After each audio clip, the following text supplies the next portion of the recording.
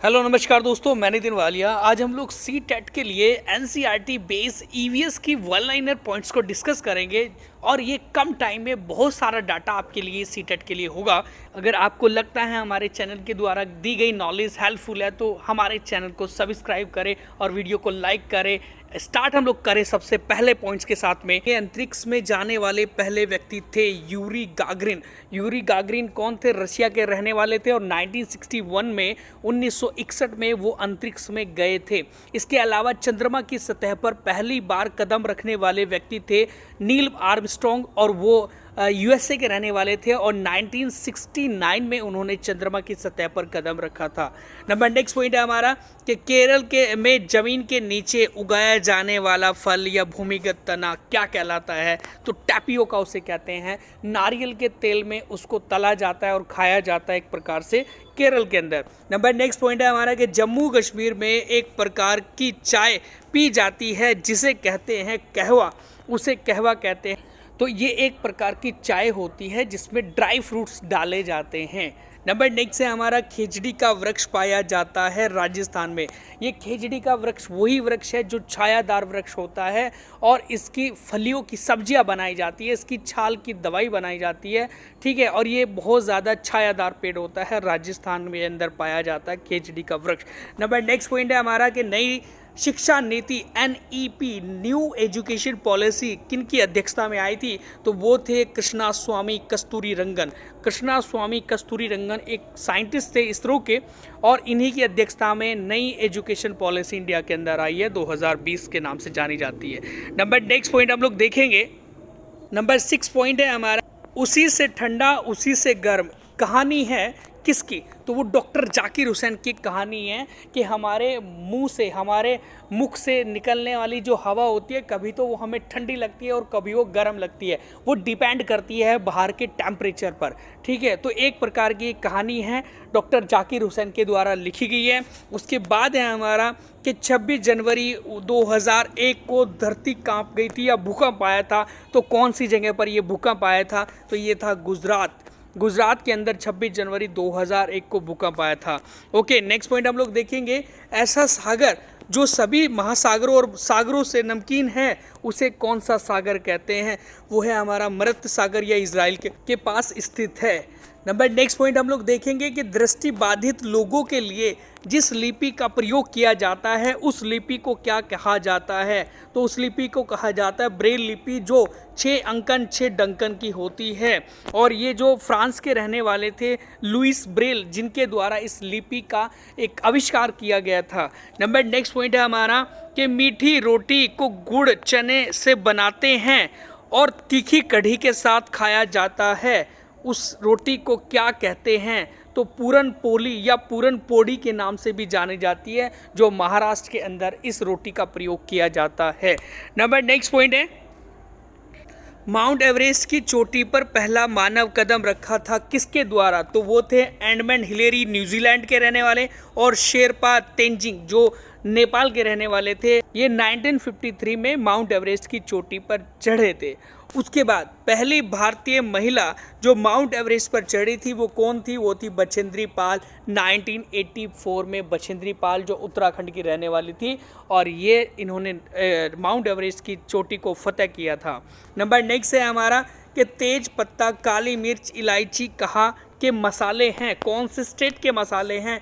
तो आंसर लग जाएगा केरल के अंदर तेज पत्ता, काली मिर्च, इलायची मसाले उगाए जाते हैं। उसके बाद है हमारा कि गरम मसालों में कौन कौन सी चीज़ें आती हैं? तो उसके अंदर इलायची आती है, काली मिर्च आती है, लौंग आती है, दालचीनी आती है, अदरक आता है, जीरा आता है। ध्यान रखेंगे, ऐसे प्रश्न आ जाते हैं एग्जाम में कि इनमें से कौन से गरम मसालों के अंदर आती नहीं है चीज़ें और या कौन सी चीज़ें आती हैं, ऐसे करके क्वेश्चन पूछ लिया जाता है। नेक्स्ट क्वेश्चन है, केरल में लकड़ी की एक छोटी नाव का प्रयोग किया जाता है आवाजाही के लिए, स्कूल जाने के लिए, जिसे क्या कहा जाता है? उसे कहा जाता है वल्लम। वल्लम के नाम से जाना जाता है। नेक्स्ट क्वेश्चन हम लोग देखें पॉइंट, ब्लैक पगोड़ा के नाम से जाना जाता है सूर्य कोणार्क मंदिर, और सूर्य कोणार्क मंदिर कहाँ पर स्थित है? उड़ीसा के अंदर है। फिर है हमारा कि दिलवाड़ा मंदिर कहाँ स्थित है? तो माउंट आबू राजस्थान के अंदर दिलवाड़ा जैन मंदिर स्थित है। और ये माउंट आबू पर दिलवाड़ा जैन मंदिर जैन तीर्थकरों को समर्पित हैं राजस्थान के अंदर। नेक्स्ट है कामाख्या मंदिर कहाँ स्थित है, तो कामाख्या मंदिर असम के अंदर स्थित है।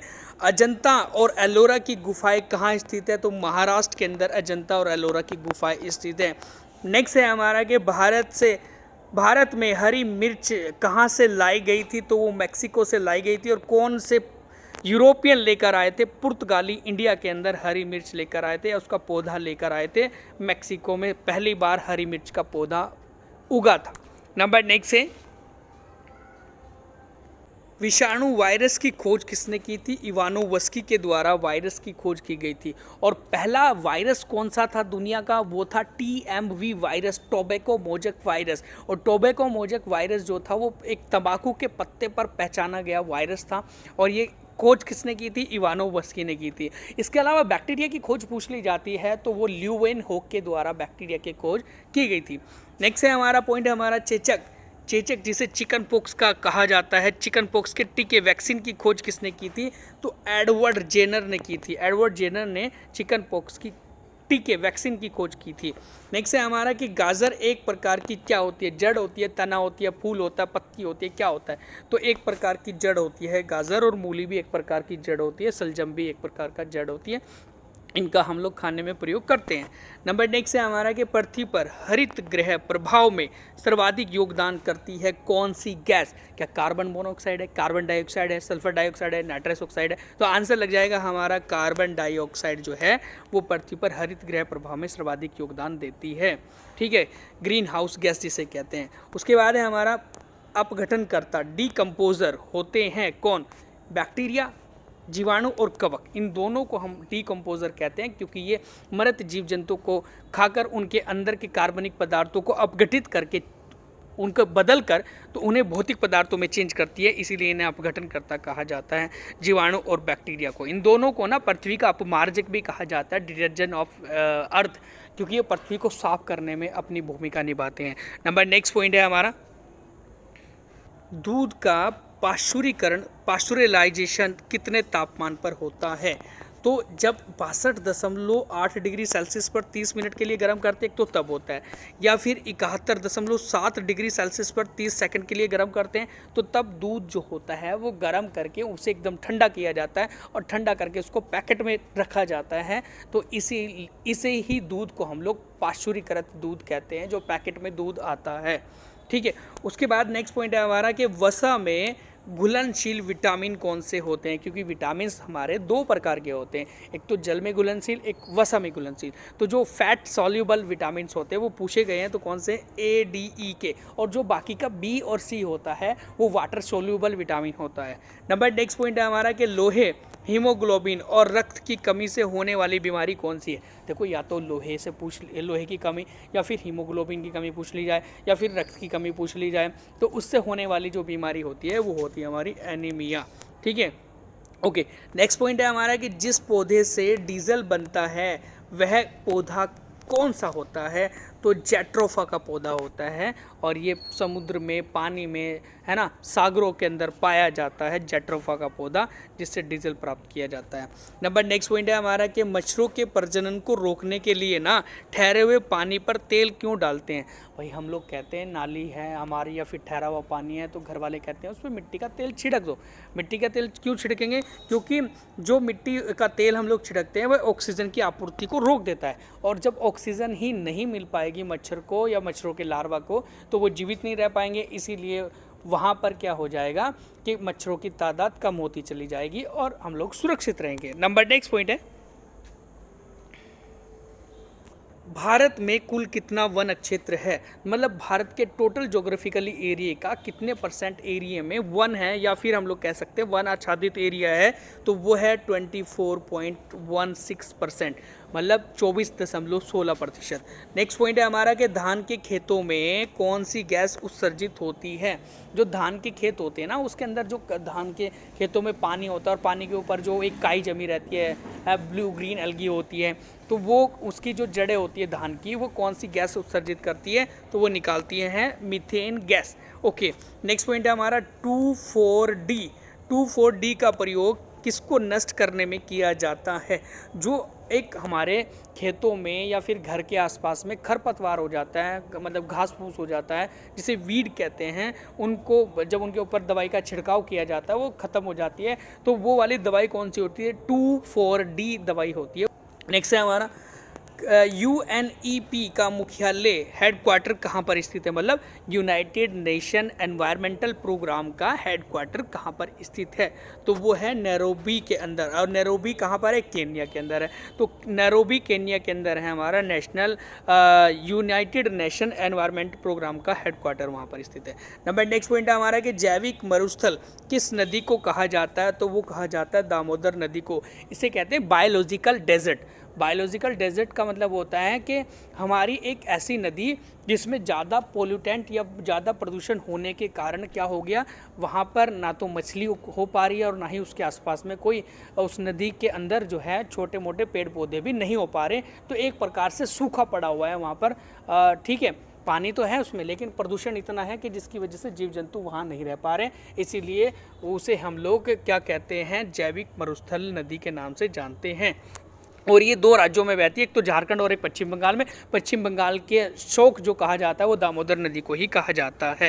नंबर नेक्स्ट पॉइंट है वन्य जीव संरक्षण अधिनियम, वाइल्ड लाइफ एक्ट कब आया था? तो 1972 में आया था। 1972 में हमारा वाइल्ड लाइफ एक्ट आया था, वन्य जीव अधिनियम आया था। और इसी अधिनियम के अगले साल में प्रोजेक्ट टाइगर इंडिया के अंदर आया 1973 में। उसके बाद है हमारा पॉइंट के पर्यावरण संरक्षण कानून, एनवायरमेंटल प्रोटेक्शन एक्ट, जो हमारे इंडिया में आया था प्रोटेक्शन एक्ट, वो कब आया था? तो वो आया 1986 में। 1986 के अंदर इंडिया में एक हमारा पर्यावरण संरक्षण कानून आया था। नेक्स्ट है हमारा कि पवन ऊर्जा और सौर ऊर्जा के लिए सर्वोत्तम राज्य कौन सा है?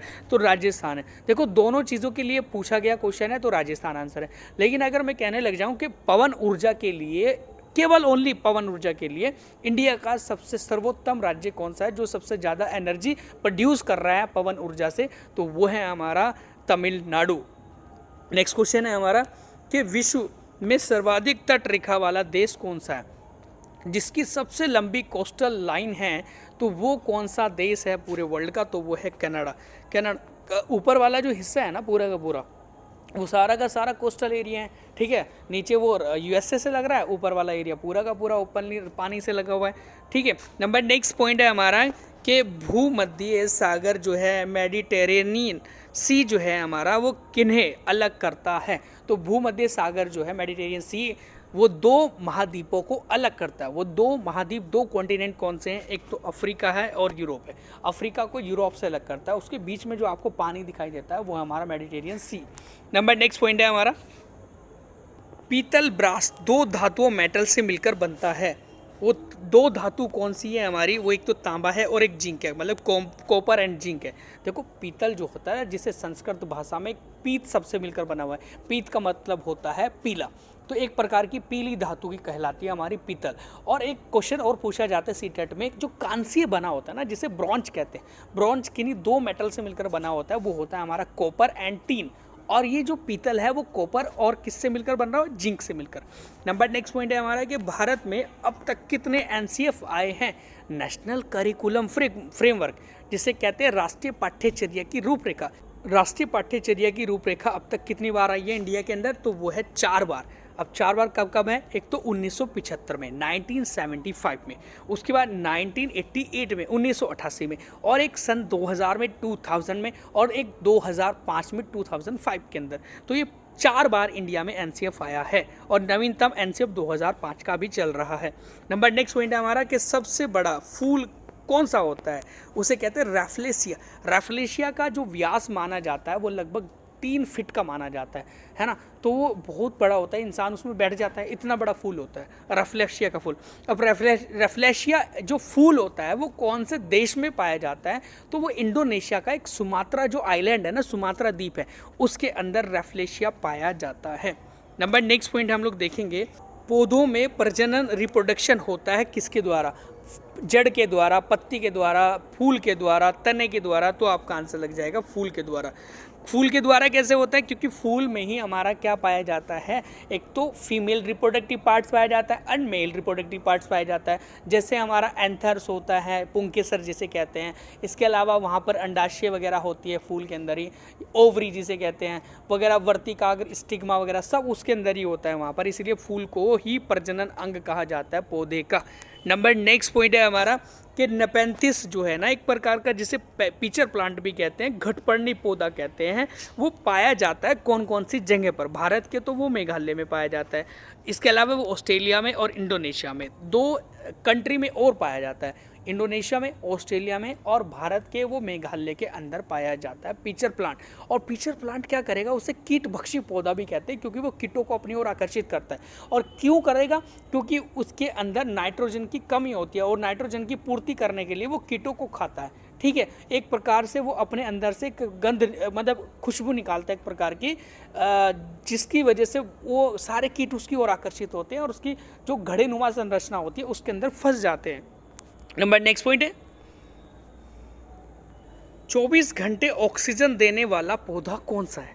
हाँ, तो कंटिन्यू 24 घंटे ऑक्सीजन दिए जा रहे हैं, तो वो कौन सा पौधा होता है? वो पीपल का वृक्ष होता है, जिसका एक बॉटनिकल नेम होता है फाइकस रेलिजियोसा। फाइकस रेलिजियोसा जो होता है उसका एक बॉटनिकल नेम होता है, 24 घंटे ऑक्सीजन देता है, पीपल का वृक्ष। नंबर नेक्स्ट पॉइंट है हमारा कि रेगिस्तानी ओक पाया जाता है कौन से देश में? तो वो ऑस्ट्रेलिया के अंदर होता है।